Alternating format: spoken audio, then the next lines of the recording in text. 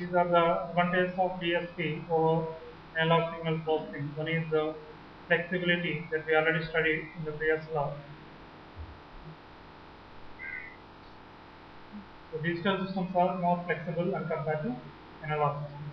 As we need not change the entire hardware to change the function. Okay? So we can perform different operations.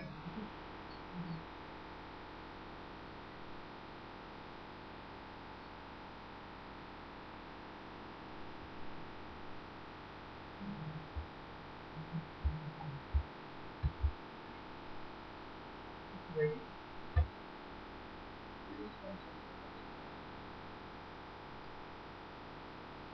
Switch off. Switch off.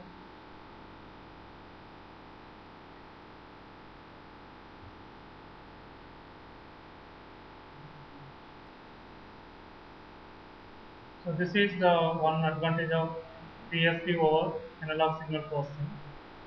And another one is accuracy.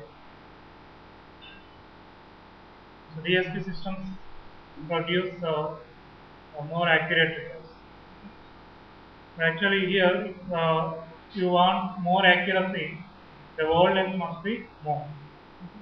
Take for example, in the case of microprocessors, we have 8-bit microprocessor, 16-bit microprocessor, 32-bit, 64-bit microprocessor is also available. So if the wavelength is increased, definitely the accuracy of the system will also increase. The accuracy of the DSP processor will also increase. And one more thing, we are not using any components like resistor, capacitor. So definitely the accuracy will be more. We are not using the tolerance parameter or the equipment or the components with some tolerance. So that's why the digital systems are more accurate when compared to analog systems. Another one is processing is very easy.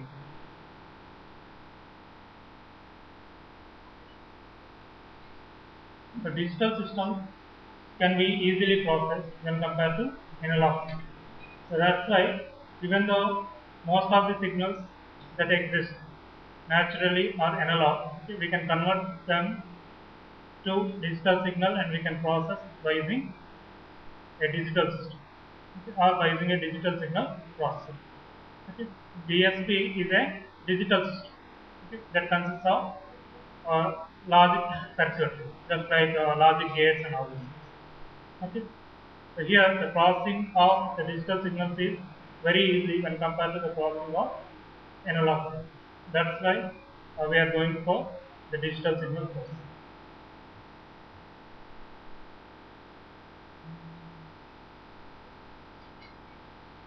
So we can easily store the digital signals. And one more thing, the memory that is required to store the digital signals can be made very less by compressing the digital signal. So compression is not possible in the case of analog signal, but the digital signal can be compressed. So whenever it is required, we can expand.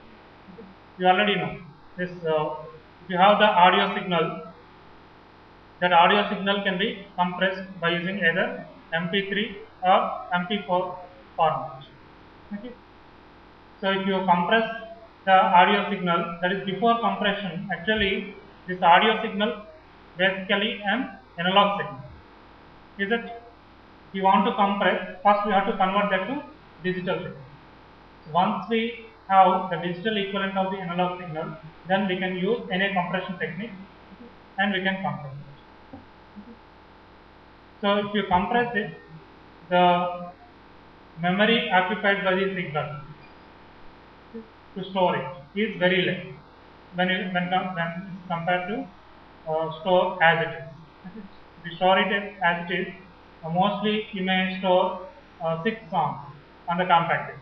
But if you compress by using MP3 or MP4 format, okay, you can store around 140 to 150 songs on the same capacity. Okay. Therefore, the storage is very easy. And one more thing, once you stored on the compact disc, audio signal or video signal or any image. Okay. For image also, what we are using? JPEG. For image compression, we are using JPEG format. So the image can be compressed and can be stored in less memory. So that's why the commercially available digital cams have very less memory. Okay, maximum 10 MB, okay, or 100 MB. Of course, we can extend the memory also by placing a memory card, but those devices will not store the images in the analog form. Okay. First, the image will be converted to digital form, and then that can be compressed either by using JPEG or JPEG 2000. Similarly, the video signal can be compressed by using MPEG. Okay. MP is the compression technique, okay, for video signals. So therefore, by compression, the memory that is required to store the signal is very less, and we can easily store it. And one more thing, if you store these signals on the CD after compression, whenever it is required, you can expand, okay, and we can retrieve the original audio signal file. Okay. So you are buying the CD and you are listening to the music. Okay. The actual, see on the CD, the song is in the form of digits, okay, ones and zeros. But when you place that in the music system, okay, it will produce the equivalent audio signal. Okay, because we cannot hear to the display. Can you hear ones and zeros? We cannot. We cannot recognize. But we can convert back to the digital signal, analog signal, and we can listen. Therefore, reproduction is possible. Faithful reproduction is possible after compression and then expansion. We can expand the compressed signal whenever it is required. So therefore, the music system consists of a decoder, okay, that will decode or it will expand the signal. Okay. Understood?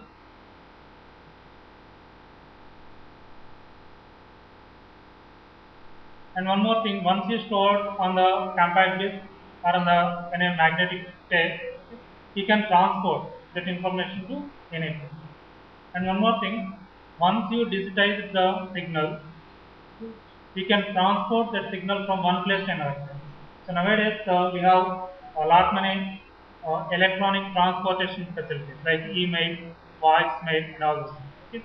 We can transport this digitized information from this place to another place. Okay? Then, if it is required, we can convert it back to analog. So that is possible by using the digital signal processing. Okay. So these are the few advantages of the DSP over analog signal processing. Okay. But what are the disadvantages?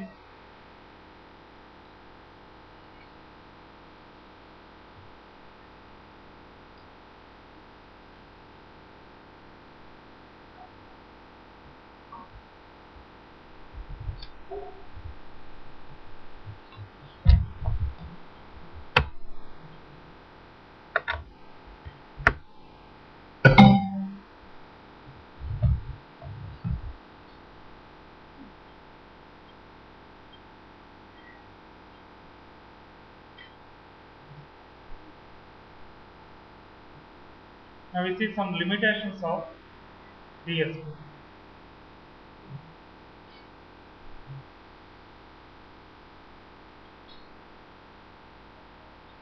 Or we may consider it as the disadvantages. What are the disadvantages? So complexity.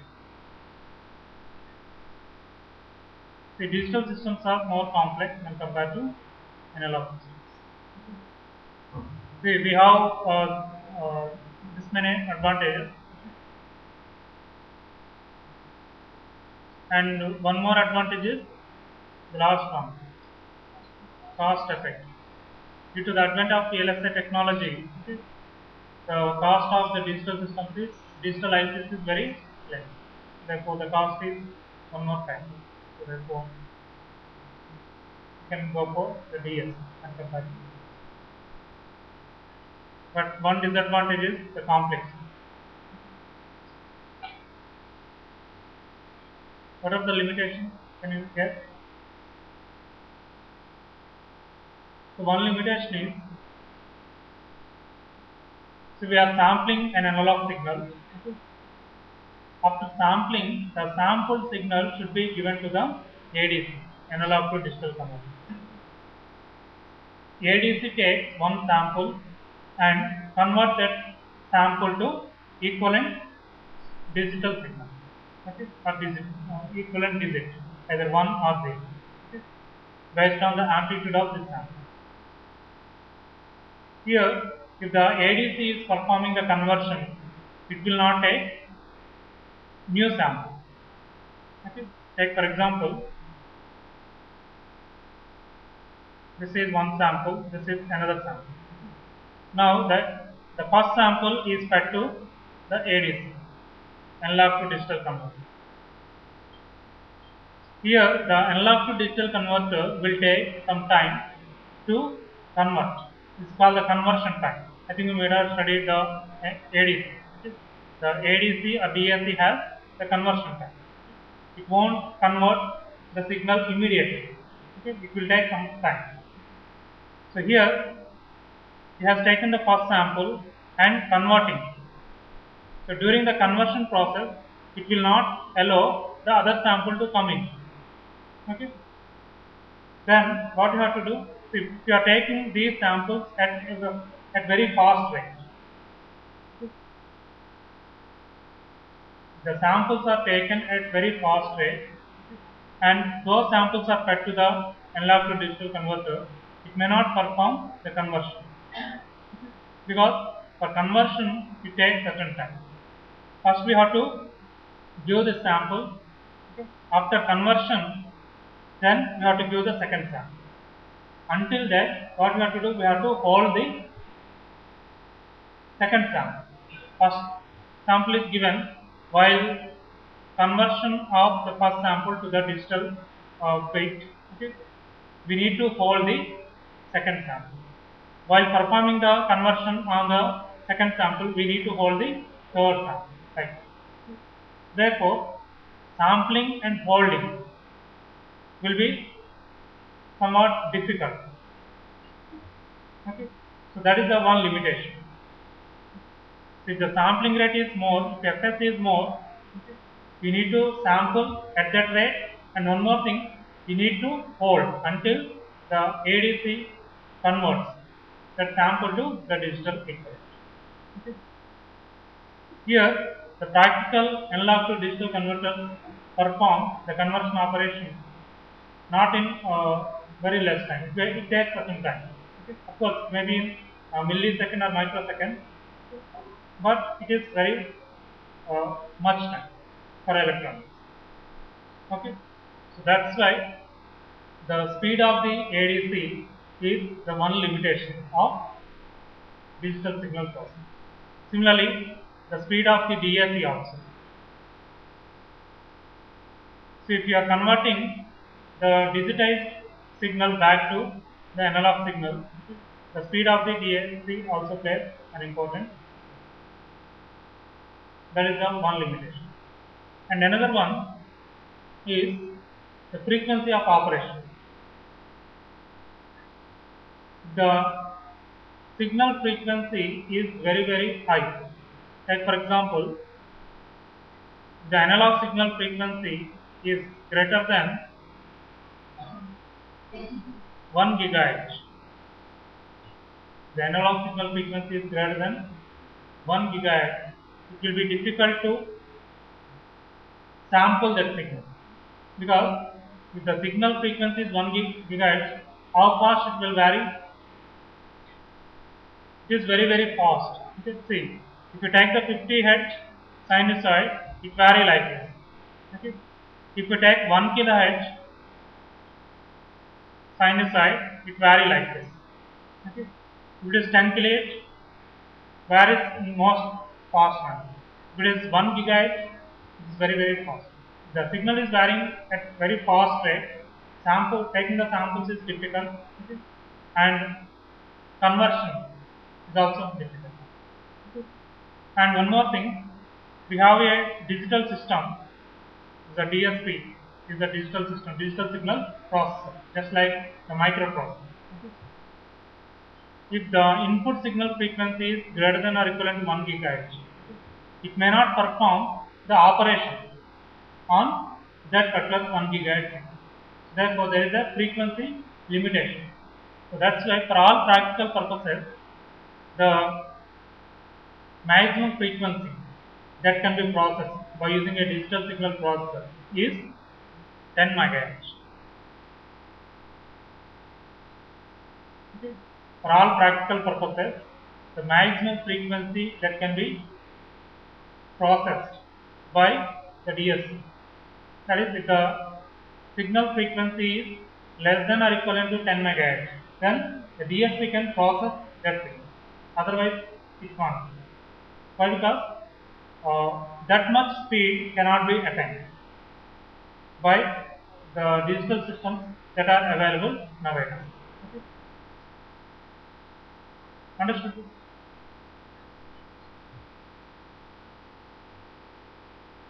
Normally, nowadays we are using the 64-bit microprocessor.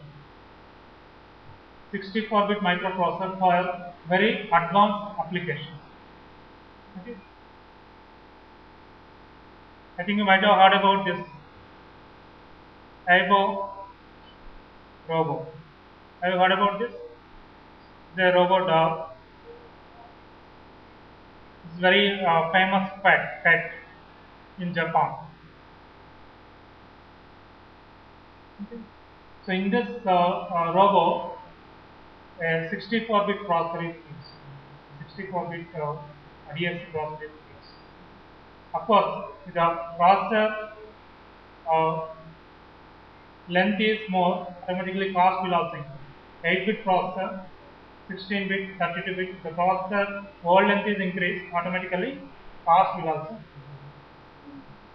If the whole length is increased, accuracy will increase and the cost will also follow. It has the advantages and the disadvantages. But the advantages outweigh the disadvantages. So that's why we are preferring the digital signal processor.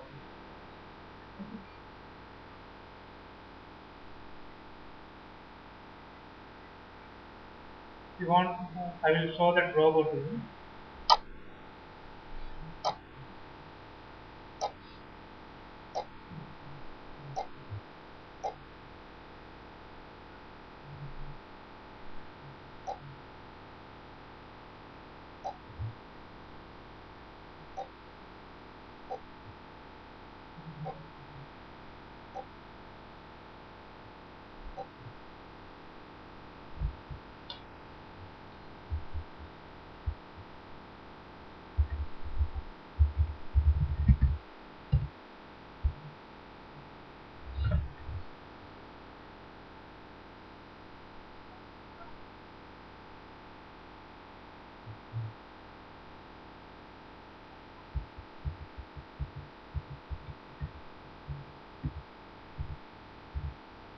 This one.